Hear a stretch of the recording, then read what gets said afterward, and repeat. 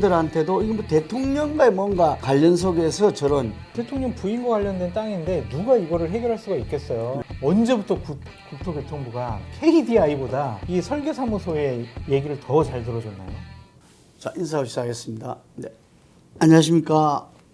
김농구 장성철의 이 7월 직언직설 시작하도록 하겠습니다. 네, 안녕하세요.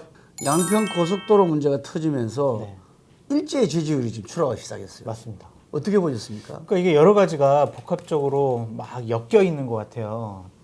국민들이 가장 민감하게 생각하는 부동산, 땅 문제가 있고요. 예. 그리고 대통령 처가 쪽 여러 가지 일가에 어떤 비리가 있는 거 아니냐라는 것과 그것을 수습하려고 하는 원희룡 국토교통부 장관의 대처와 조치가 과연 상식적이고 합리적인 것이냐, 이런 세 가지가 문제점이 좀 복합적으로 연결되어 있는 것 같습니다.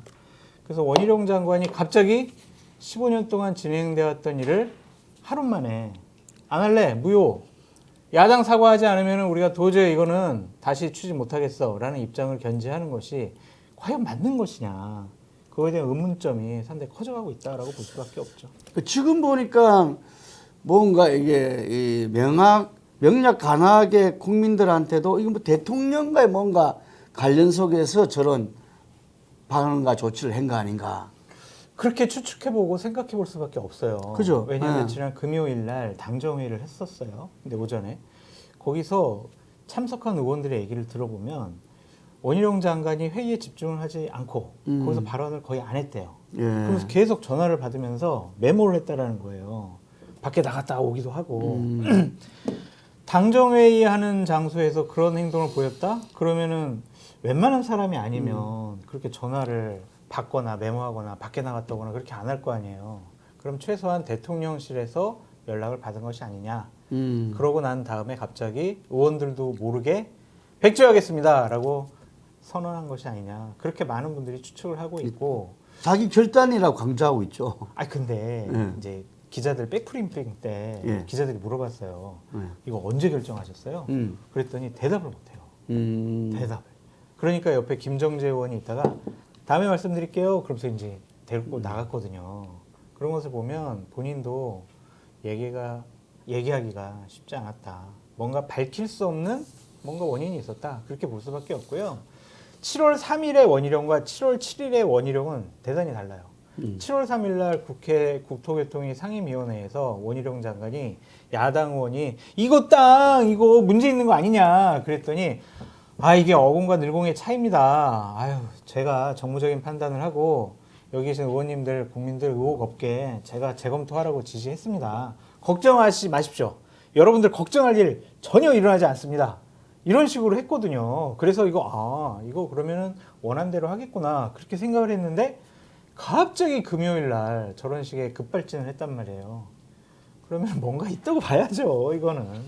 근데 어쨌든 간에 나아가서 그 원장관이 이 자기 장관직을 또 걸었잖아요. 네. 김건희 여사 일가 땅이 그게 관련돼 있었던 걸 최근까지 몰랐다. 네.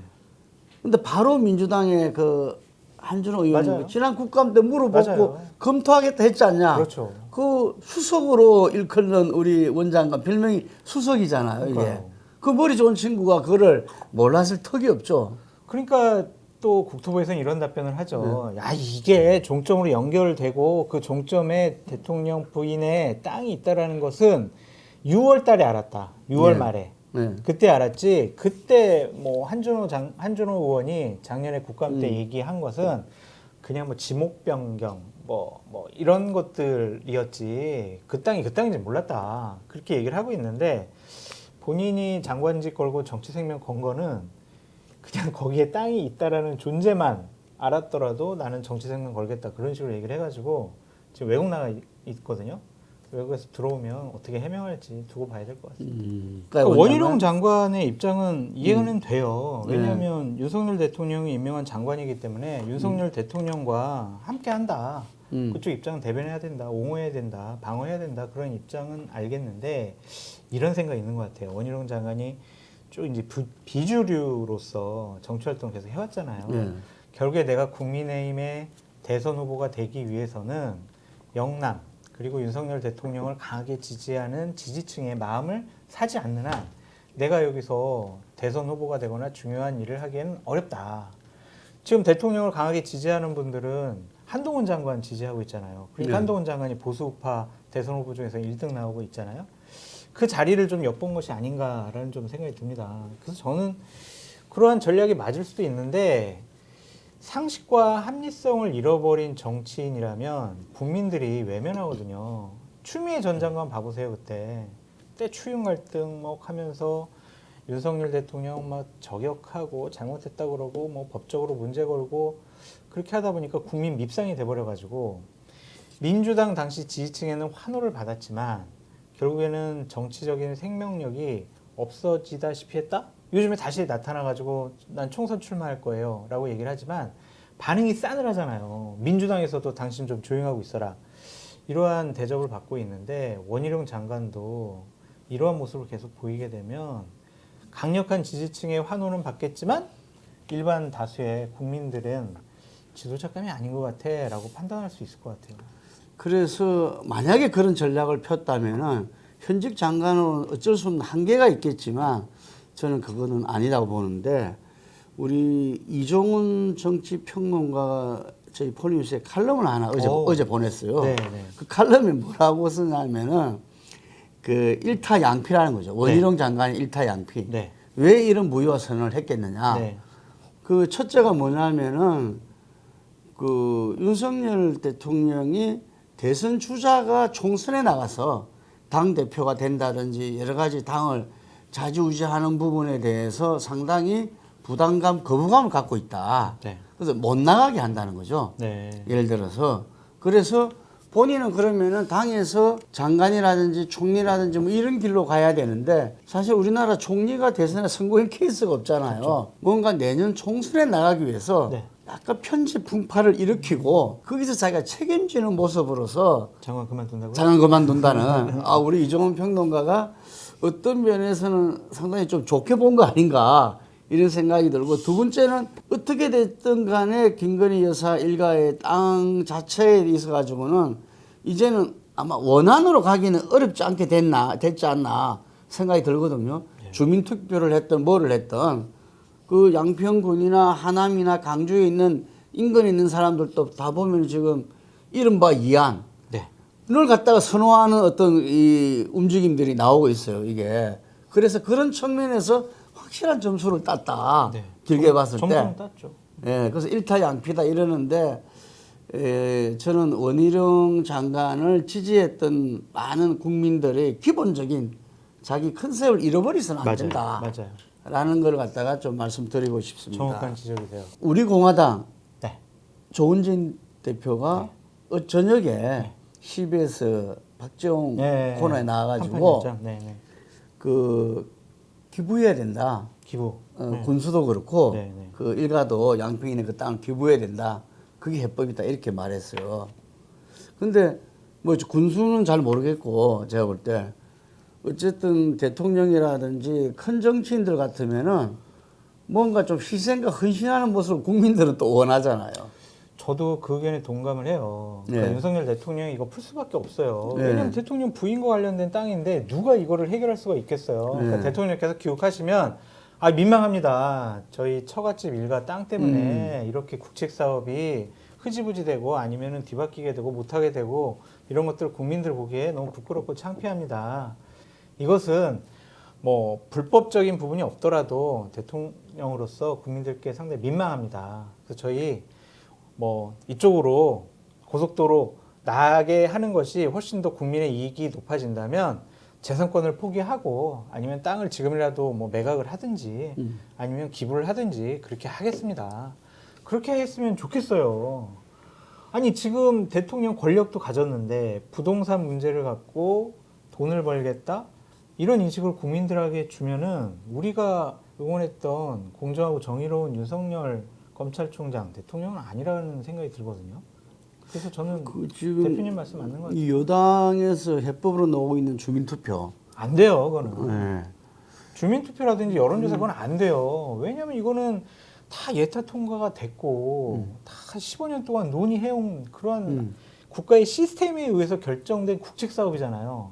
그거를 갑자기 국토교통부 장관이 안 해라고 했는데 여론조사나 주민투표를 가지고 이거를 결정을 해요? 이건 말이 안 되죠. 이게 노선을 이야기하는 거죠. 노선, 뭐 일안, 이안. 근데 네. 대표님 이게 국도 6호선을 처음에 이렇게 놓으려고 했던 이유가 뭐예요? 예. 그냥 두물머리로 그렇죠. 가는 교통량을 좀 저도 완화시켜보자. 시급했습니다. 그게. 그렇죠. 예. 저 가서 5시간 동안 갇혀 있었던 예. 적이 있거든요.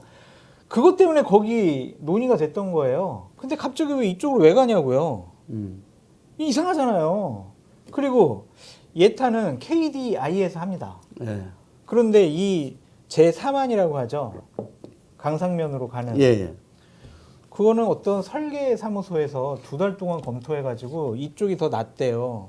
언제부터 국토교통부가 KDI보다 이 설계 사무소의 얘기를 더 잘 들어줬나요? 그것도 이해가 되지 않아요. 그래서 지금 이게 금방 말한 대로 그 두물머리 네. 고질적인 교통체증 네. 때문에 아마 그 총선에도 직방이다 이거죠. 네. 예를 들면 아까 말한 대로 강원도에도 이 연관이 되지는 거고. 아니 대표님 이게 대통령 공약사항이었다니까요. 예. 여기 뭐 송파에서 그다음에 양평, 홍천까지 고속도로를 놓겠다는 게 공약사항이었어요. 근데 이걸 또 이렇게 바꾸냐고요. 공약사항 바꾼 게 한두 가지입니까 이게. 아, 네. 그리고 어쨌든 간에 총선에는 막대한 영향을 미칠 수밖에 없기 때문에 금방 이야기한 대로 이 흔쾌히 정리하기 위해서는 매각이든 기부든 맞아요. 뭔가 대통령 그런 모습을 국민들이 좀 기대하지 않을까. 이번에 대통령 부응할까요? 안 하실 것 같은데요. 하실 것 같아요. 아니 왜냐면 본인 땅이 아니라 처마 쪽 땅인데 음. 거기가 그 강상면에 있는 땅보다는 저는 양평 읍에 예. 땅이 있거든요. 예. 그러니까 예를 들면은 아유 강상면 여기 뭐 이렇게 도로가 나가지고 여기 뭐 분진도 많고 여기 땅값 안 올라요 뭐 하지만 양평 읍에 있는 땅값은 엄청나게 오를 거예요. 강남에서 양평 읍까지 20분 만에 주파할 수 있다는 거 아니겠습니까? 이 도로가 놓여지면 당연히 이쪽 땅은 폭등할 수밖에 없죠. 그렇기 때문에 무슨 땅값이 안 올라요 이런 식으로 국민의힘에서 옹호하는 것도 상당히 잘못된 것 같아요. 하여튼 우리 국민들이 땅, 부동산 이런 문제는 굉장히 민감하죠. 네. 이게. 그 어떻게 보면은 그 문재인 정부도 아파트, 맞아요. 부동산 이런 문제 때문에 정권 교체된 거 아닙니까? 그렇죠. 예. 근데 저는 대표님 이 부분을 좀 대통령실에서 유의했으면 좋겠습니다. 민정수석실 해체했잖아요. 네. 그러니까 대통령 친인척 관리하는 공식적인 기구가 없어요. 그렇죠. 어디서 하죠? 없어요 지금 안 해요. 하는 데가 없어요? 없어요. 그래서 지금 계속 우리가 집권 초기부터 특별감찰관을 빨리 임명해라라고 하잖아요. 예. 아직도 임명 안 했잖아요.